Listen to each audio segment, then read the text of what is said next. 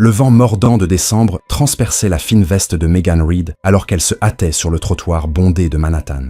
À 34 ans, elle avait perfectionné l'art de faire durer chaque dollar pour subvenir à ses besoins et à ceux de sa fille de 10 ans, Hailey. Le poste administratif chez Hartwell Industries avait été sa bouée de sauvetage après que son ex-mari avait disparu 3 ans plus tôt, ne laissant derrière lui que des factures impayées et des promesses brisées. « Bonjour, mademoiselle Reed », élança le gardien de sécurité alors qu'elle passait son badge pour entrer dans l'imposant gratte-ciel abritant le siège de Hartwell. « Bonjour, Pete. Il gèle dehors aujourd'hui, non ?» répondit-elle en tapant la neige de ses bottes usées. La chaleur du bâtiment l'enveloppa alors qu'elle se dirigeait vers les ascenseurs. Megan ne remarqua pas l'homme débraillé assis contre le mur extérieur, à moitié caché derrière un tas de cartons. Peu de gens le voyaient. La plupart passaient rapidement, les yeux rivés devant eux ou sur leur téléphone, feignant d'ignorer la population croissante de sans-abri de la ville. Mais ce n'était pas le genre de Megan. Les portes de l'ascenseur s'ouvrirent au 22e étage, où elle prit place au bureau de réception du département des ressources humaines. Sa superviseure, Victoria Dawson, fit irruption quelques instants plus tard, impeccable dans des vêtements de créateur qui coûtaient plus que le salaire mensuel de Megan. « Les rapports trimestriels doivent être sur mon bureau à midi », dit Victoria sans lever les yeux de son téléphone. « Et M. Hartwell visite le département aujourd'hui, alors tout doit être parfait. »« M. Hartwell, le PDG ?» demanda Megan surprise. En 18 mois dans l'entreprise, elle n'avait jamais vu le fondateur et PDG, William Hartwell, un homme discret. Ses rares apparitions étaient généralement réservées aux réunions du conseil d'administration et aux grands événements. « Oui, ce monsieur Hartwell », répondit Victoria avec un roulement d'yeux. « Il fait une sorte de visite exécutive de tous les départements. Assurez-vous que le coin café soit approvisionné avec ses grains préférés. » La matinée passa dans un tourbillon d'appels téléphoniques et de tableurs. À l'heure du déjeuner, Megan prit son sac en papier craft et descendit. L'hiver new-yorkais s'était intensifié et la neige tombait en gros flocons. En quittant le bâtiment, elle aperçut l'homme sans abri de tout à l'heure, maintenant recroquevillé contre le mur, tremblant violemment. Contrairement à la plupart de ses collègues qui se dirigeaient rapidement vers les restaurants ou les food trucks à proximité, Megan s'arrêta. L'homme, qui semblait avoir la cinquantaine, avait une barbe grise et un visage marqué, partiellement caché sous une capuche déchirée. Ses mains, rouges et gercées par le froid, serraient une pancarte en carton usé indiquant « Toute aide est bienvenue ». « Monsieur », dit Megan en s'approchant prudemment. « Voulez-vous la moitié de mon sandwich ? C'est du fromage et de la dinde. » L'homme leva les yeux, la surprise visible dans ses yeux bleus. « Et très gentil de votre part, » dit-il, sa voix étonnamment articulée. « Ce n'est rien. » répondit-elle en lui tendant la moitié de son sandwich et son thermos de soupe chaude. « C'est une soupe de nouilles au poulet faite maison. Gardez le thermos pour l'instant. Je reviendrai après le travail. »« Pourquoi aider un inconnu ?» demanda-t-il, l'observant attentivement. Megan haussa les épaules. Mon père disait toujours que la gentillesse ne coûte rien, mais signifie tout. Elle jeta un coup d'œil à sa montre. « Je dois y retourner. Serez-vous encore là plus tard ?» Il hocha la tête. Et Megan se dépêcha de rentrer, sans remarquer que Victoria l'observait depuis le hall. L'après-midi apporta une crise inattendue. L'un des principaux cadres avait démissionné, et Victoria était dans tous ses états, préparant des documents d'information. À 16h30, le téléphone de Megan sonna. « J'ai besoin que vous restiez tard », me dit Victoria d'un ton sec. « L'équipe exécutive a besoin de ces rapports pour demain matin. » Le cœur de Megan se serra. « Je suis désolé, mais je ne peux pas. Je dois récupérer ma fille à la garderie d'après-école avant 18h. Sinon, ils facturent des frais supplémentaires que je ne peux pas payer. » La voix de Victoria devint glaciale. « Ce n'est pas optionnel, Megan. C'est un besoin critique pour l'entreprise. Je comprends, mais je suis mère célibataire. Je n'ai personne d'autre pour la récupérer. Alors peut-être que Hartwell Industries n'est pas fait pour quelqu'un avec vos contraintes. » Megan sentit une vague de peur froide. Elle ne pouvait pas perdre cet emploi. « Laissez-moi voir si je peux trouver quelqu'un pour aller. Et je resterai aussi tard que nécessaire. » Après 20 appels frénétiques, Megan réussit enfin à joindre sa voisine, Madame Wilson, qui accepta de récupérer Hailey. Crise évitée. Elle se plongea dans le travail, remarquant à peine que le bureau se vidait autour d'elle. À 19h30, elle se souvint de l'homme sans abri et de sa promesse de revenir. En regardant par la fenêtre, elle le vit toujours recroquevillé au même endroit, à peine visible dans la neige qui tombait. Prenant une décision rapide, Megan sortit sa carte de crédit d'urgence et commanda un repas chaud au deli d'en face. Quand il arriva 15 minutes plus tard, elle prit l'ascenseur pour descendre, sentant le regard désapprobateur de Victoria alors qu'elle quittait le bureau. Dehors, la température avait chuté. L'homme leva les yeux à son approche, la surprise traversant à nouveau son visage. « Vous êtes revenu, dit-il. J'ai promis que je le ferais. » Elle lui tendit le sac de nourriture. « C'est un dîner chaud. Et tenez. » Elle retira son écharpe et la lui tendit. « Prenez ceci aussi, s'il vous plaît. Ce n'est pas grand-chose, mais ça devrait aider un peu. Je ne peux pas prendre votre écharpe. Vous aurez froid.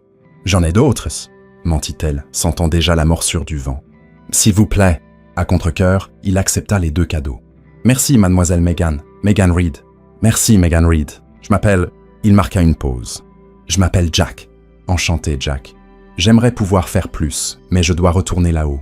Ma patronne est déjà mécontente de moi. » Alors qu'elle se tournait pour partir, il l'appela. « Pourquoi risquer le mécontentement de votre patronne pour un inconnu ?» Megan sourit tristement. « Il y a 3 ans, après le départ de mon mari, des gens m'ont aidé quand je n'avais rien. Je ne fais que transmettre. » De retour à l'étage, Victoria l'attendait près de son bureau, bras croisés. « Vous venez de donner de la nourriture commandée par l'entreprise à un sans-abri. »« J'ai payé moi-même, » répondit Megan en se remettant à son ordinateur. « Cet homme traîne devant notre bâtiment depuis des jours. La sécurité a reçu l'ordre de le faire partir, pas de l'encourager en lui apportant des repas. C'est un être humain, Victoria. Il gèle dehors. C'est un comportement inapproprié pour une employée de Hartwell. Vous représentez cette entreprise, même pendant votre pause déjeuner. » Megan retint une réplique et se concentra sur son écran. « J'aurai fini ces rapports d'ici 1 heure. »« Veillez-y !» dit Victoria en s'éloignant, ses talons claquant agressivement sur le sol en marbre. À 21h, Megan termina enfin. Alors qu'elle rassemblait ses affaires, Victoria revint avec le chef de la sécurité. « Mademoiselle Reed, nous avons examiné les images de sécurité d'aujourd'hui. Vous avez été vue non seulement en train de fraterniser avec ce vagabond, mais aussi en train de lui donner des biens de l'entreprise. »« Quoi ? Je vous ai dit que j'ai payé la nourriture moi-même. »« Le thermos, » dit Victoria triomphalement. « Il porte le logo Hartwell. C'est une propriété de l'entreprise. » Megan resta bouche bée. « C'est un thermos à 5 $ que je comptais récupérer demain. Néanmoins, la politique de l'entreprise est claire concernant le vol de propriété. »« Vol ? Vous êtes sérieuse ?» Le responsable de la sécurité semblait mal à l'aise. « Mademoiselle Dawson a déposé une plainte officielle. Je crains que nous devions récupérer votre badge. Vous me licenciez pour un thermos ?» La voix de Megan monta dans la panique. « J'ai une fille à charge. S'il vous plaît, c'est un malentendu. Votre dernier chèque vous sera envoyé par courrier. » dit Victoria froidement. « Videz votre bureau maintenant. » 30 minutes plus tard, Megan se tenait sur le trottoir devant Hartwell Industries, une boîte contenant ses maigres affaires de bureau dans les bras, les larmes gelant sur ses joues. L'homme sans abri, Jack, avait disparu. Même l'endroit où il était assis était propre, comme s'il n'avait jamais existé. « Comment vais-je l'annoncer à Haley ?» murmura-t-elle dans la rue déserte. « Comment allons-nous survivre ?» À son insu, depuis le bureau sombre du PDG au dernier étage, une silhouette l'observait s'éloigner, puis décrocha un téléphone. « Frank, c'est William Hartwell. J'ai besoin que vous fassiez quelque chose pour moi immédiatement. » Le lendemain matin de son licenciement, Megan était assise à la petite table de sa cuisine, fixant l'écran de son ordinateur portable. Elle avait déjà postulé à 17 emplois. Mais le gel des embauches pour les fêtes signifiait que la plupart des postes ne seraient pourvus qu'en janvier, dans 6 semaines et 2 loyers. « Maman, tu vas bien ?» Hayley apparut dans l'embrasure de la porte. Déjà habillée pour l'école avec un jean et son pull violet préféré. À 10 ans, elle était perspicace au-delà de son âge, un effet secondaire d'avoir grandi trop vite après le départ de son père. Megan força un sourire. « Juste un peu fatiguée, ma chérie. As-tu mis ton devoir de maths dans ton sac ?»« Oui. » Haley étudia le visage de sa mère. « Tu n'as pas à aller au travail aujourd'hui. J'ai un peu de temps libre, » dit Megan, le mensonge lui serrant la gorge. Elle ne pouvait pas encore dire la vérité à Haley, pas avant d'avoir un plan. « Et si je t'accompagnais à l'école aujourd'hui ?» Après avoir déposé Haley, Megan s'arrêta dans un café pour continuer sa recherche d'emploi. Son téléphone sonna alors qu'elle parcourait les annonces. « Est-ce Megan Reed ?» demanda une voix masculine inconnue. « Oui, c'est moi. Frank Turner, l'assistant personnel de Monsieur William Hartwell. Monsieur Hartwell souhaiterait vous rencontrer aujourd'hui à 11h. » Megan faillit lâcher son téléphone. « Le PDG veut me rencontrer ? Pourquoi ? » « Monsieur Hartwell n'a pas partagé ses raisons, madame. Une voiture viendra vous chercher à 10h30. Où êtes-vous actuellement ? » « Encore sous le choc, Meghan donna l'adresse du café. Son esprit s'emballa. Peut-être que les actions de Victoria n'avaient pas été autorisées. Peut-être y avait-il encore de l'espoir pour son emploi. À 10h30 précise, une élégante voiture noire s'arrêta devant le café. La conductrice, une femme à l'allure professionnelle, lui ouvrit la porte. « Mademoiselle Reed, je suis Diana, la chauffeuse de Monsieur Hartwell. » La voiture glissa dans la circulation de Manhattan vers une adresse dans l'Upper East Side. Au lieu de retourner au bâtiment Hartwell, elles s'arrêtèrent devant un élégant brownstone. « Monsieur Hartwell travaille depuis son bureau à domicile le jeudi », m'en expliqua Diana en la guidant vers les marches. « Il vous recevra dans la bibliothèque. » L'intérieur du brownstone était raffiné, mais pas ostentatoire, décoré de meubles anciens et d'œuvres d'art originales. Diana la conduisit dans une pièce aux murs lambrissés, bordée d'étagères, et lui fit signe d'attendre. Meghan, nerveuse, observa l'espace. Des photos de famille ornaient les étagères. Un jeune William Hartwell avec un couple plus âgé, probablement ses parents. Hartwell sur un voilier lors de cérémonies de remise de diplôme. Dans chacune, il semblait confiant et imposant, l'incarnation parfaite du PDG à succès. La porte s'ouvrit et Meghan se tourna, s'attendant à voir l'exécutif soigner des photos de l'entreprise. Au lieu de cela, elle resta bouche bée.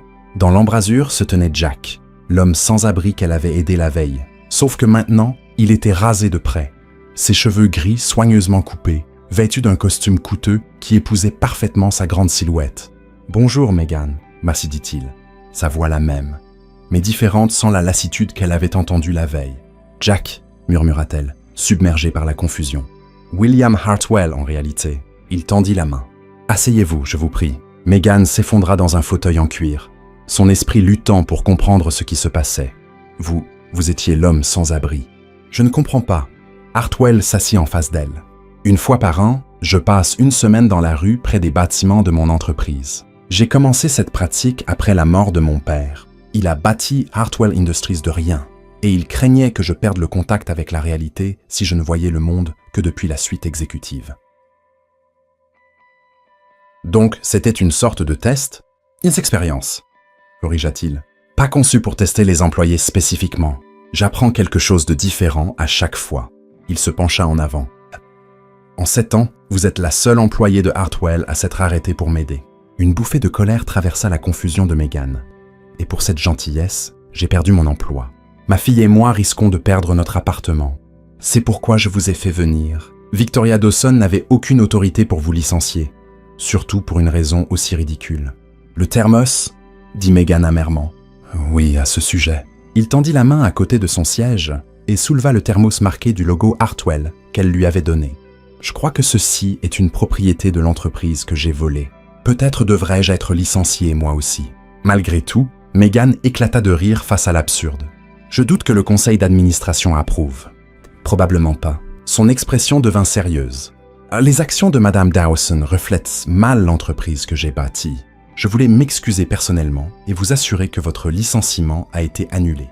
Vous serez réintégré immédiatement avec un salaire rétroactif. Un soulagement envahit Meghan. Merci, Monsieur Hartwell. William, s'il vous plaît. Il hésita. En fait, j'aimerais vous offrir plus que votre ancien poste. Que voulez-vous dire? Votre dossier personnel indique que vous avez une licence en administration des affaires. Et pourtant, vous travaillez comme assistante administrative. Meghan remua mal à l'aise. Après mon divorce, j'avais besoin de stabilité plus que d'avancement. Être mère célibataire implique des compromis. Je comprends les compromis, Meghan. Mon père m'a élevé seul après la mort de ma mère. Mais j'ai examiné vos performances. Victoria n'apprécie peut-être pas vos talents, mais le chef de votre département a noté que vous avez optimisé plusieurs processus RH de votre propre initiative. J'ai juste vu des moyens d'améliorer les choses. Exactement. C'est ce genre de réflexion que je veux chez Hartwell. Il lui tendit un dossier. Voici une offre d'emploi pour un poste de directrice adjointe de notre nouvelle division d'engagement communautaire. Le salaire est le double de ce que vous gagnez, avec des horaires flexibles pour s'adapter à l'emploi du temps de votre fille. Meghan fixa le document, stupéfaite par les chiffres. Je ne sais pas quoi dire. Votre compassion hier n'était pas seulement de la gentillesse, Meghan, c'était du leadership. Vous avez fait ce qui était juste malgré les conséquences possibles. C'est la qualité que je valorise le plus. J'apprécie l'offre, vraiment. Mais n'êtes-vous pas inquiet que cela puisse sembler du favoritisme? Les gens pourraient penser que je récompense une employée qui a montré une véritable humanité. J'espère qu'ils le penseront. dit-il avec un sourire. Cela pourrait encourager d'autres à faire de même. Le pragmatisme de Megan reprit le dessus. En quoi consisterait ce poste exactement? Hartwell Industries a toujours fait des dons à des œuvres caritatives, mais c'était désordonné. Je veux un département dédié à un engagement communautaire significatif. Le premier projet est de développer un programme complet pour lutter contre le sans-abrisme dans les villes où nous opérons. C'est parfait, admit Megan, pensant à leur rencontre de la veille. Je le pensais aussi. Hartwell jeta un œil à sa montre. J'ai une réunion du conseil bientôt. Prenez le week-end pour réfléchir à l'offre. Vous pouvez appeler Frank avec votre décision lundi. Et Victoria, que va-t-il lui arriver? Ce n'est plus votre problème, dit-il fermement. Mais soyez assurés que je ne tolère pas ce type de management. Alors que Diana la ramenait chez elle, l'esprit de Megan bouillonnait de possibilités. Le salaire signifiait la sécurité pour elle et Haley. Fini les fins de mois difficiles, fini les paniques face aux dépenses imprévues. Elle pourrait déménager dans un meilleur appartement, peut-être même épargnée pour les études de Haley. Mais le doute s'insinua. Cette offre était-elle sincère ou disparaîtrait-elle une fois la culpabilité de Hartwell dissipée? Avait-elle les compétences pour réussir dans un tel poste? En récupérant Haley à l'école, sa fille sentit immédiatement un changement. « Tu as l'air heureuse, maman. Il s'est passé quelque chose de bien ?»« Peut-être, » dit Megan prudemment. « J'ai peut-être une nouvelle opportunité professionnelle. » Ce soir-là, après que Haley fut endormie, Megan fit des recherches approfondies sur William Hartwell. Né de parents de la classe ouvrière dans l'Ohio, son père avait construit une petite entreprise technologique que William avait transformée en Hartwell Industries après sa mort. Contrairement à de nombreux PDG, il évitait les projecteurs, donnant rarement des interviews ou assistant à des événements mondains. Un article mentionnait ses disparitions annuelles, attribuées par son équipe de relations publiques à des retraites personnelles pour planification stratégique. Maintenant, Megan comprenait la véritable raison. L'article notait également ses dons anonymes substantiels, à des refuges pour sans-abri et à des initiatives éducatives. En fermant son ordinateur, son téléphone vibra avec un message d'un numéro inconnu. L'offre est sincère, sans condition. Faites confiance à votre instinct. WH. D'une certaine manière, il avait deviné ses inquiétudes. Ce geste était à la fois troublant et rassurant. Le week-end passa dans un tourbillon d'excitation nerveuse. Dimanche soir, Megan prit sa décision. Cette opportunité n'était pas seulement pour elle. C'était pour l'avenir de Haley et une chance de faire une réelle différence. Lundi matin, elle appela Frank Turner et accepta le poste. Quelques heures plus tard, elle reçut un email avec les documents pour les nouveaux employés et des instructions pour se présenter à l'étage exécutif mercredi pour commencer son nouveau rôle. Mardi matin apporta une autre surprise. Un coursier livra un colis contenant un nouveau badge Hartwell Industries, des cartes de visite avec son nouveau titre et une note manuscrite. Hâte de travailler ensemble. Votre thermos a été officiellement ajouté à vos avantages sociaux. WH. À l'intérieur se trouvait également une petite boîte en velours. Dedans, un pendentif en argent en forme de thermos avec une minuscule inscription au dos. La gentillesse ne coûte rien, mais signifie tout. Les mots que son père lui avait enseignés, réapparaissant sous cette forme inattendue. Megan attacha le collier autour de son cou, le touchant doucement alors que les larmes lui montaient aux yeux. Pour la première fois depuis des années, elle ressentait autre chose que la lutte constante pour survivre. Elle ressentait de l'espoir. Le premier jour de Megan en tant que directrice adjointe de l'engagement communautaire commença avec un mélange d'excitation et d'appréhension. L'étage exécutif de Hartwell Industries contrastait fortement avec son ancien espace de travail, tout en verre, acier et vue imprenable sur Manhattan. Frank Turner l'accueillit à l'ascenseur. « Mademoiselle Reed, bienvenue au 28e étage. » Son ton, autrefois formel, s'était adouci. « Et Monsieur Hartwell m'a demandé de vous montrer votre bureau et de vous présenter à l'équipe. »« Mon bureau ?» répéta Megan, encore en train de s'habituer à l'idée. Frank la guida dans un couloir orné d'art contemporain jusqu'à un bureau d'angle avec des fenêtres du sol au plafond. Un bureau élégant faisait face à la porte, tandis qu'un coin salon confortable occupait l'autre côté. « C'est le mien ?» demanda-t-elle, découvrant un espace facilement 5 fois plus grand que le cubicule qu'elle occupait au RH. « Monsieur Hartwell l'a personnellement choisi », confirma Frank. « Il pensait que vous apprécieriez la lumière naturelle. » Sur le bureau se trouvait un nouvel ordinateur portable, un téléphone de l'entreprise et une petite plante avec une note. La croissance commence par une seule graine. WH. Avant qu'elle ne puisse digérer cela, Frank la conduisit dans une salle de conférence où 3 personnes attendaient. « Votre équipe de base ?» expliqua-t-il, tous transférés, d'autres départements ayant exprimé un intérêt pour le travail communautaire. Les présentations furent rapides. Ryan Cooper, du marketing, trentenaire au sourire facile et aux idées innovantes. Patricia Winters, des finances, apportait 15 ans d'expérience en budgétisation et une passion pour les initiatives éducatives. Le plus jeune, Tyler Nguyen, de l'informatique, avait développé une application pour suivre la disponibilité des refuges pour sans-abri pendant son temps libre. « Monsieur Hartwell a dit que vous définiriez la direction du département », expliqua Ryan. « Nous sommes impatients d'entendre votre vision. » Megan prit une profonde inspiration. « J'apprécie votre enthousiasme, mais je veux être transparente. Jusqu'à la semaine dernière, j'étais assistante administrative au RH. Je suis encore en train de comprendre ce que ce rôle implique. » À sa surprise, Patricia sourit chaleureusement. « Nous connaissons votre parcours, Megan. Monsieur Hartwell nous a raconté votre histoire. »« Vraiment ?» Tyler hocha la tête. « Il a dit que vous incarniez les valeurs que ce département devrait représenter. C'est pourquoi nous avons tous demandé à être transférés dans votre équipe. » Des larmes inattendues piquèrent les yeux de Megan. Elle les chassa, touchée par leur confiance en elle. « Alors, découvrons cela ensemble. Que savons-nous des activités caritatives actuelles de Hartwell ?»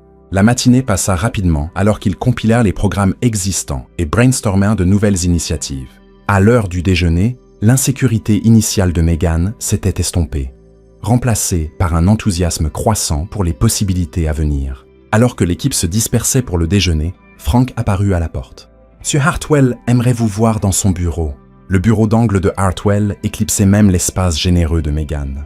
Un mur affichait des photos de famille et des prix. Un autre présentait un immense écran numérique montrant des données en temps réel des opérations de Hartwell dans le monde. « Megan, entrez. » Hartwell l'accueillit, lui indiquant une chaise en face de son bureau. « Comment se passe votre première matinée ?»« Écrasante mais excitante, » admit-elle. « Vous avez réuni une équipe incroyable. Ce sont de bonnes personnes qui avaient besoin du bon leadership. » Il l'observa avec ses yeux bleus perçants. « Vous portez le pendentif. » La main de Megan alla instinctivement au thermos en argent autour de son cou. « C'était un cadeau attentionné, merci. C'est un rappel pour nous deux. » Il se cala dans son fauteuil. « J'ai une réunion avec le conseil demain. Ils voudront en savoir plus sur notre première grande initiative communautaire. »« Déjà ? Nous venons à peine de commencer à brainstormer. Bienvenue au niveau exécutif, » dit-il avec un sourire en coin. « Tout va plus vite ici. Quelles idées vous interpellent pour l'instant ?» Megan réfléchit soigneusement. Tyler a mentionné que les refuges pour sans-abri fonctionnent souvent de manière isolée. Certains ont des lits disponibles pendant que d'autres refusent du monde. Son application pourrait être étendue à l'échelle de la ville, voire à l'échelle nationale. C'est un début. Hartwell hocha la tête. Quoi d'autre ? Le plus gros problème que je vois est le logement transitoire. Les gens obtiennent un abri temporaire, mais peinent à passer à un logement permanent. Et si Hartwell convertissait l'une de ses anciennes propriétés en appartement abordable avec des installations de formation professionnelle intégrées? Intéressant. Continuez. S'échauffant sur le sujet, Megan exposa sa vision émergente. Une approche globale répondant non seulement aux besoins immédiats d'abri, mais aussi aux problèmes sous-jacents de compétences professionnelles, de soutien à la santé mentale et de réintégration dans le marché du travail. Nous pourrions collaborer avec des entreprises locales pour offrir des apprentissages, créant un chemin clair du sans-abrisme à l'autonomie.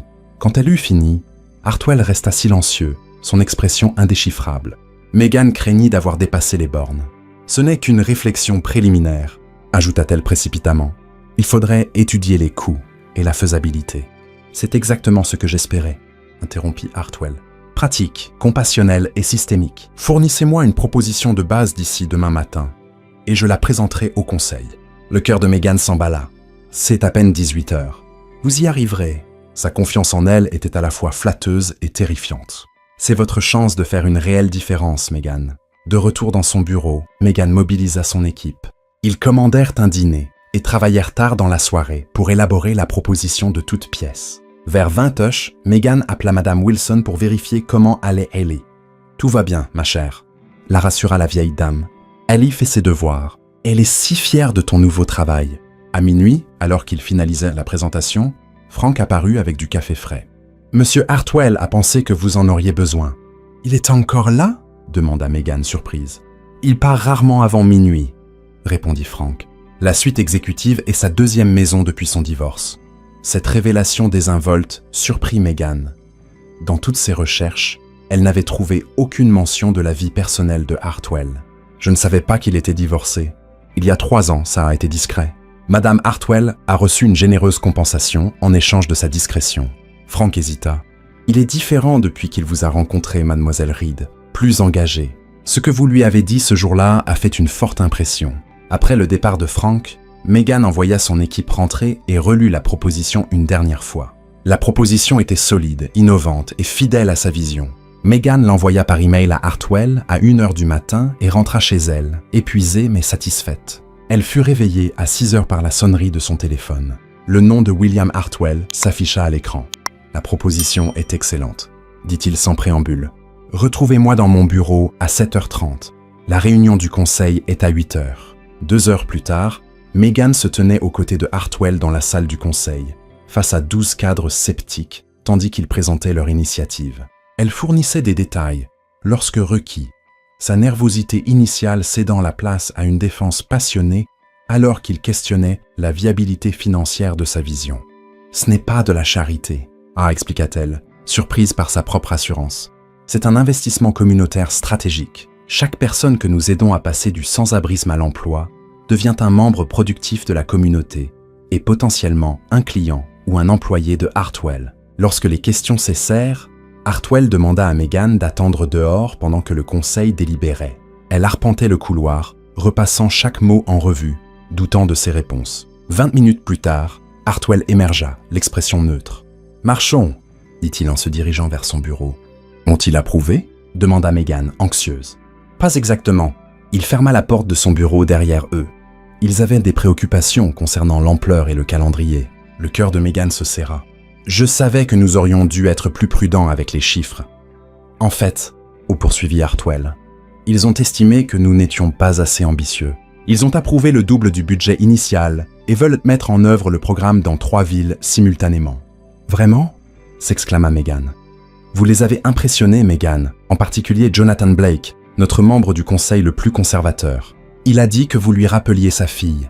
Passionné mais pratique. » Le soulagement et l'excitation envahirent Meghan. « C'est une nouvelle incroyable !» Il y a plus. Le conseil veut des mises à jour trimestrielles sur les progrès présentés par vous. L'implication ne lui échappa pas. Elle présenterait régulièrement devant les personnes les plus puissantes de Hartwell Industries. C'était une opportunité et une responsabilité extraordinaires. « Merci pour votre confiance en moi », dit-elle sincèrement. « Je ne vous décevrai pas. Je sais que vous ne le ferez pas. » Son regard croisa le sien un instant de plus que nécessaire, et Meghan ressentit un frisson inattendu dans la poitrine. Maintenant, une dernière chose. Il lui tendit une enveloppe. À l'intérieur se trouvait une invitation au gala annuel des fêtes de Hartwell, un événement exclusif pour les cadres et les clients majeurs. Le gala est vendredi prochain. En tant que nouvelle directrice adjointe, votre présence est attendue, dit-il en marquant une pause. C'est une tenue de soirée. Une panique traversa Meghan. Elle ne possédait rien de convenable pour un tel événement et son nouveau salaire n'avait pas encore commencé. Hartwell sembla lire ses pensées. Il y a une allocation pour une tenue appropriée. Frank peut s'occuper des détails. Merci, dit Meghan, espérant que son soulagement ne soit pas trop évident. La semaine suivante passa dans un tourbillon de réunions, de sessions de planification et de nuits tardives. Son nouveau rôle exigeait tout d'elle, mais pour la première fois depuis des années, son travail avait du sens. Elle construisait quelque chose qui ferait une différence tangible dans la vie des gens. Hayley s'adapta rapidement à leurs nouvelles circonstances. Meghan avait désormais la flexibilité d'assister aux événements scolaires de sa fille, et elle commençait à chercher des appartements plus grands dans de meilleurs quartiers. La soirée du gala arriva avec un mélange d'anticipation et d'anxiété. Meghan avait utilisé la location pour acheter une robe émeraude simple mais élégante qui mettait en valeur ses cheveux auburn. Le pendentif en forme de thermos reposait à son cou, rappel de son parcours. En vérifiant son apparence une dernière fois, Haley l'observait depuis l'embrasure de la porte. « Oh, tu ressembles à une princesse, maman », dit-elle, les yeux écarquillés d'admiration. Meghan Reed. À peine. Juste une personne ordinaire dans une robe chic. Papa serait désolé d'être parti, dit soudain Haley. Meghan s'agenouilla pour enlacer sa fille. Alors, il nous a rendu service à toutes les deux, ma chérie. On s'en sort très bien toute seule. La voiture de l'entreprise arriva à 19 heures et Madame Wilson vint s'occuper de Haley.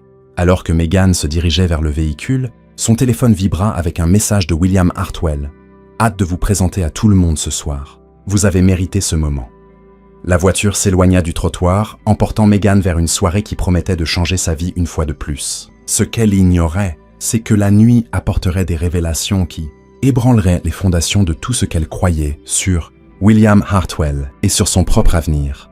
Le gala des fêtes de Hartwell. Industrie transforma la grande salle de bal de l'Hôtel Plaza en un pays des merveilles hivernales. Les lustres en cristal diffusaient une lueur chaleureuse sur des tables ornées d'orchidées blanches et d'accents argentés, tandis qu'un quatuor à cordes jouait doucement dans un coin. Meghan entra avec hésitation, immédiatement consciente d'être dans un monde différent.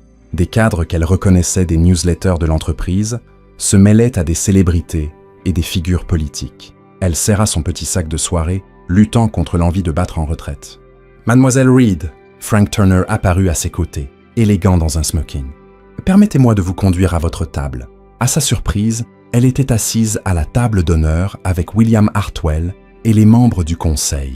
Sa carte de place était juste à côté de celle de Hartwell, une position qui attira des regards curieux des autres invités. « Tout le monde nous observe », murmura-t-elle à Frank. « Monsieur Hartwell amène rarement des invités à ces événements. » Expliqua-t-il discrètement. « Votre présence suscite des spéculations. » Avant que Meghan ne puisse assimiler cette information, William Hartwell apparut. Dans son smoking impeccable, il attirait l'attention sans effort.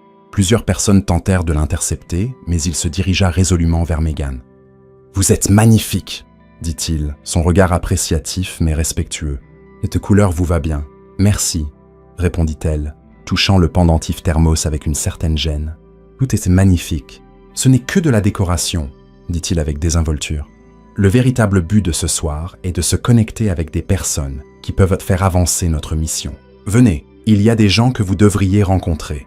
Pendant le dîner, Hartwell présenta Meghan à des figures influentes qui pourraient soutenir leurs initiatives communautaires. Elle parla avec passion de leur projet, oubliant sa nervosité initiale en plaidant pour une cause qui lui tenait tant à cœur. « Vous êtes naturel », murmura Hartwell alors qu'ils retournaient à leur table après avoir discuté avec le maire.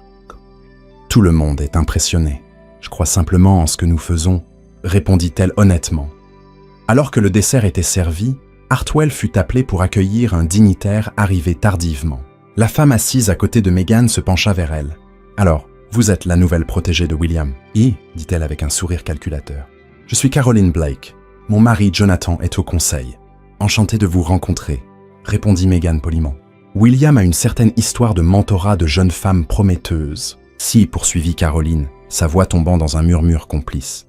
Son ex-femme était son assistante à une époque, tout comme la petite amie avant elle. Le sourire de Meghan se figea. « Je suis désolé. »« Oh, ne soyez pas si choquée, ma chère. C'est un schéma. William repère des femmes talentueuses dans des postes subalternes, les élève professionnellement. Et puis, elle laissa sa phrase en suspens, lourde de sous-entendus. Le conseil appelle ça la promotion Hartwell. Ça ne finit jamais bien pour les femmes concernées. Un malaise envahit Meghan. Je pense que vous avez mal compris notre relation. Monsieur Hartwell et moi travaillons ensemble, rien de plus. Caroline tapota sa main avec condescendance. C'est toujours comme ça que ça commence. Soyez prudente. Quand ça se termine, et ça se termine toujours, les femmes quittent l'entreprise peu après. Quel gâchis de talent.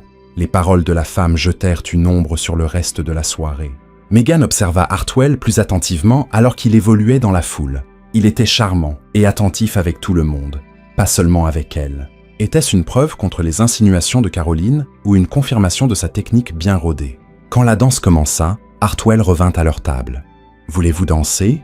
demanda-t-il en tendant la main. Son hésitation dut se voir sur son visage. « Quelque chose ne va pas ?»« Pas du tout » mentit-elle en acceptant sa main. Sur la piste de danse, Hartwell était un cavalier assuré, la guidant sans effort parmi les autres couples. « Vous êtes silencieuse depuis mon retour à la table », observa-t-il. « Caroline a-t-elle dit quelque chose qui vous a perturbé ?»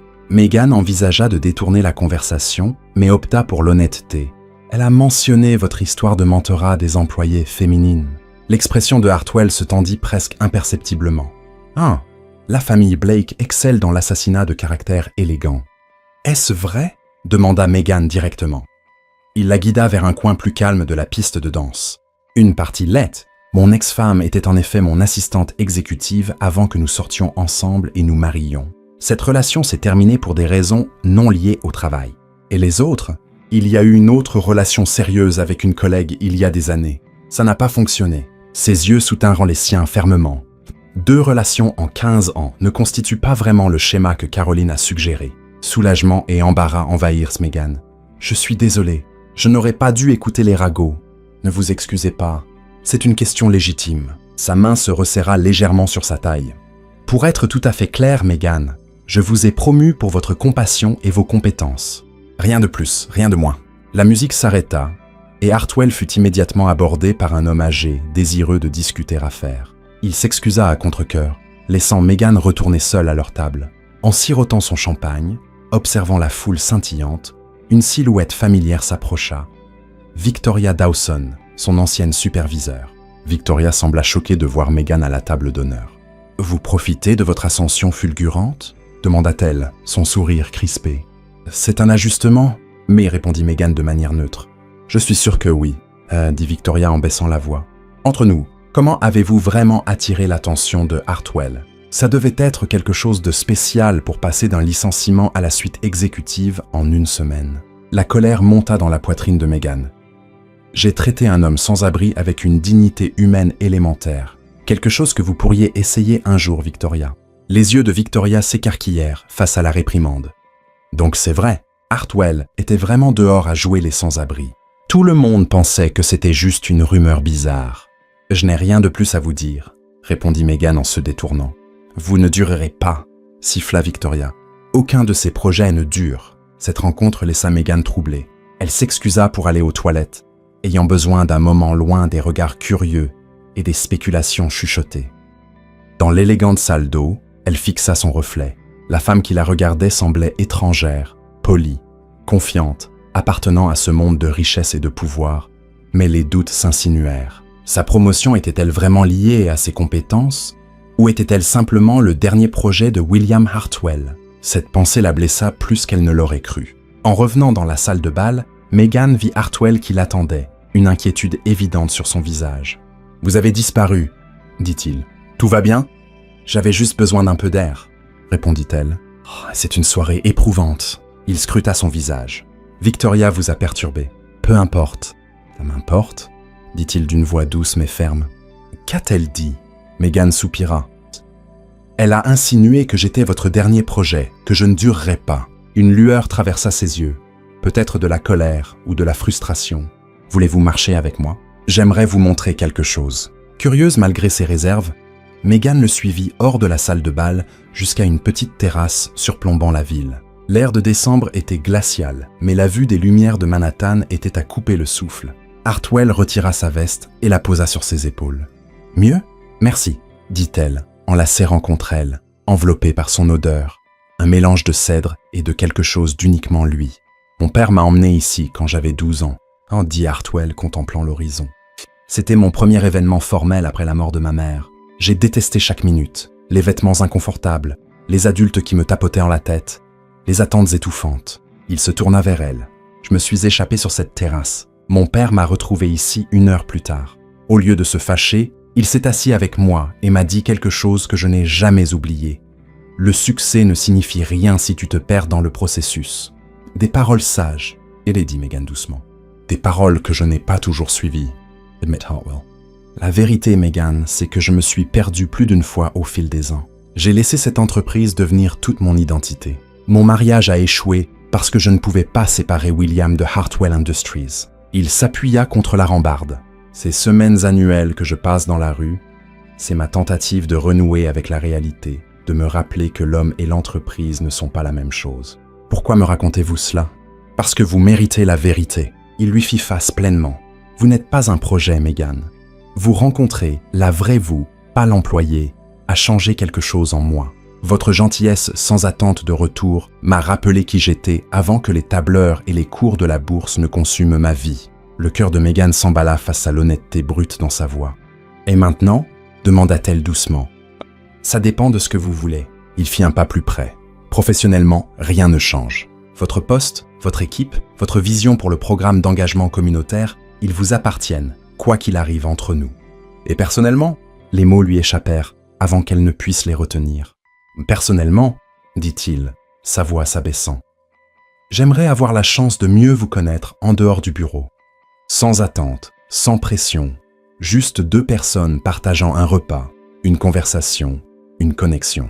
Le moment s'étira, chargé de possibilités. Megan pensa aux avertissements de Caroline, aux insinuations de Victoria, aux complications possibles. Mais elle pensa aussi à l'homme qui s'était assis dans la neige, qui avait reconnu sa valeur quand d'autres ne l'avaient pas, qui la regardait maintenant avec un espoir si sincère dans les yeux. « J'aimerais ça », dit-elle finalement. Son sourire était comme un lever de soleil perçant les nuages. Bien, ils restèrent un moment en silence, les lumières de la ville scintillant en contrebas. Puis Megan rit doucement. « Qu'est-ce qui est amusant ?» demanda-t-il. « Je pense juste à tout ce qui a changé en 2 semaines. Passer d'un licenciement pour avoir aidé un sans-abri à me tenir sur une terrasse du plaza avec le PDG de Hartwell Industries. La vie prend des tournants inattendus. » Acquiesça-t-il. « À ce propos, il y a autre chose dont je voulais discuter avec vous. » Il sortit une petite enveloppe de sa poche et la lui tendit. À l'intérieur se trouvait un acte de propriété pour un condominium dans un quartier familial près de l'école de Haley. « Qu'est-ce que c'est ?» demanda Megan confuse. « Une partie de notre nouvelle initiative de logement pour les employés, » expliqua Hartwell. « Les cadres clés reçoivent une aide au logement dans leur package d'avantages. Les paiements mensuels sont considérablement réduits et contribuent à une éventuelle propriété. » Megan fixa le document, incrédule. « Je ne peux pas accepter ça. » « Ce n'est pas un cadeau, Megan. C'est un avantage de l'entreprise que vous avez mérité. Votre dossier indique que votre bail actuel expire le mois prochain. Cela offrirait de la stabilité pour vous et Haley. » Les larmes piquèrent ses yeux. « Vous avez pensé à tout. »« Pas à tout, » dit-il doucement. « Mais j'apprends à penser au-delà des affaires. Encore une fois, c'est votre influence. » À l'intérieur, l'orchestre commença à jouer une mélodie de Noël familière. Hartwell lui tendit la main. « Retournons-y. Ou préférez-vous échapper à l'ambiance étouffante encore un peu ?» Megan sourit, prenant sa main. « Restons ici quelques minutes de plus. La vue est meilleure. » « En effet, » répondit-il, son regard ne quittant jamais son visage. 6 mois plus tard, Megan se tenait dans le centre de transition Hartwell récemment rénové, regardant les premiers résidents emménager dans leurs appartements temporaires. L'établissement, autrefois une propriété sous-utilisée de Hartwell, offrait désormais du logement, de la formation professionnelle, des services de conseil et une garderie pour les familles en transition hors du sans-abrisme. « C'est encore mieux que ce que j'imaginais », dit une voix derrière elle. William Hartwell s'approcha, vêtu de manière décontractée en jean et chemise à boutons, plutôt que son costume habituel. « Nous l'avons fait », acquiesça Megan, la fierté évidente dans sa voix. Tout le travail, toutes les nuits tardives. Ça valait le coup pour voir ces familles avoir une vraie chance. « Vous l'avez fait ?» corrigea-t-il, passant son bras autour de sa taille. C'était votre vision depuis le début. Leur relation avait évolué prudemment au fil des mois, tous deux conscients des complications possibles.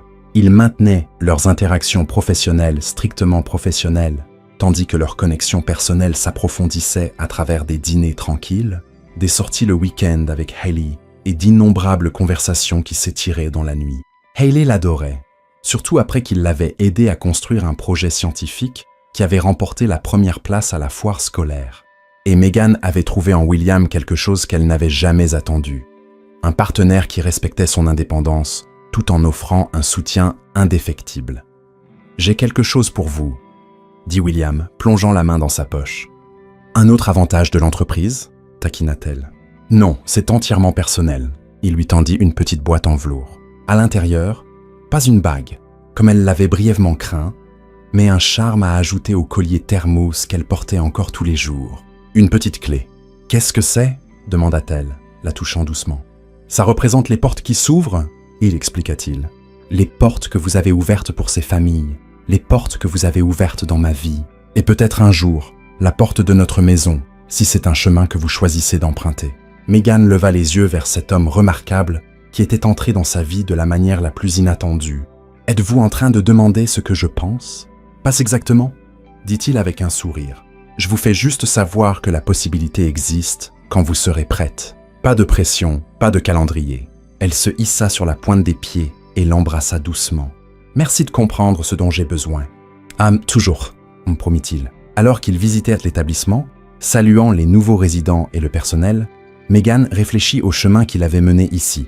Un simple acte de gentillesse par un jour enneigé avait changé non seulement sa vie, mais aussi celle d'innombrables autres à travers le programme qu'elle dirigeait désormais. Ce soir-là, alors qu'ils partageaient un dîner avec Haley dans le condominium qui semblait désormais vraiment être leur maison, William les divertit avec des histoires de sa dernière expérience de patron incognito, cette fois dans une usine Hartwell à Detroit. « Vous faites toujours ça ?» demanda Megan surprise. « Plus que jamais », confirma-t-il. « Mais maintenant, je vous ai pour me rappeler les choses importantes que je pourrais manquer. » Plus tard, après que Haley fut couchée, ils s'assirent sur le balcon surplombant la ville.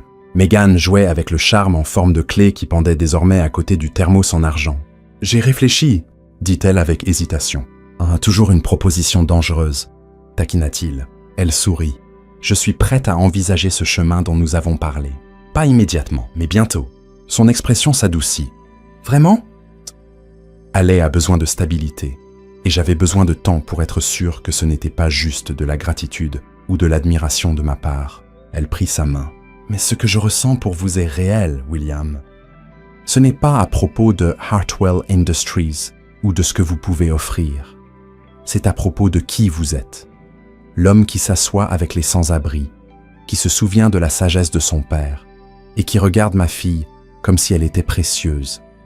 Elle est précieuse, dit-il simplement, tout comme sa mère. » Alors que les lumières de la ville scintillaient autour d'eux, Megan posa sa tête sur son épaule. D'assistante administrative à cadre, de mère célibataire luttant pour joindre les deux bouts à une femme envisageant un avenir commun avec un homme qui voyait sa véritable valeur, son parcours avait été inattendu à tous égards. Mais les meilleures histoires commencent souvent par un simple acte de gentillesse et parfois avec un thermos prêté par un froid jour d'hiver.